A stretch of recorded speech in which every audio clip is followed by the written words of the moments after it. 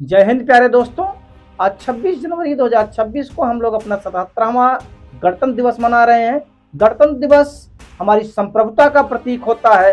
भारत जो है 15 अगस्त 1947 को ये आज़ाद हो गया था, लेकिन वास्तविक रूप से हमें आज़ादी 26 जनवरी 1950 को मिली थी, क्योंकि इस दिन जब हमारा संविधान लागू हुआ, जिसे कि हमारे संविधान निर्माताओं ने कठिन परिश्रम के बाद भारत के प्रत्येक नागरिक, प्रत्येक वर्ग के लोगों, प्रत्येक संप्रदाय के लोगों के हितों को ध्यान में रखते हुए एक पूर्ण संविधान बनाने की कोशिश की और उसे हमें समर्पित किया।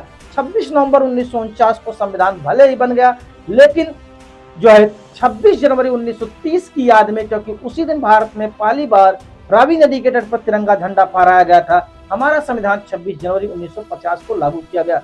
भारत का संविधान न केवल दुनिया का सबसे बड़ा लिखित संविधान है, बल्कि इसमें भारत के प्रत्येक वर्ग के लोगों के हितों को ध्यान में रखा गया है। 26 जनवरी 1950 को जब हमारा संविधान लागू हुआ, तब से हम पूर्ण संप्रभु देश बने। हमारे संविधान में नागरिकों को न केवल मूल अधिकार दिए गए हैं, साथ ही साथ नागरिकों को मूल कर्तव्य भी बताए गए हैं। और हमारा आपका मुख्य उद्देश्य होना चाहिए कि हम न केवल अपने मूल अधिकारों की मांग करें, बल्कि अपने अपने मूल कर्तव्यों को भी जाने। तभी देश विकसित हो सकता है, देश का विकास हो सकता है, देश सही रास्ते पे चल सकता है। भारत आज न केवल दुनिया का सबसे बड़ा लोकतांत्रिक गणराज्य है, बल्कि दुनिया की सबसे तेजी से उभरती हुई अर्थव्यवस्था भी है।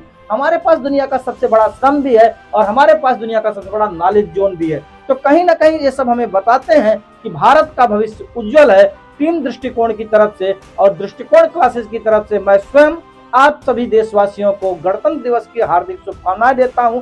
जय हिंद, वंदे मातरम, भारत माता की जय।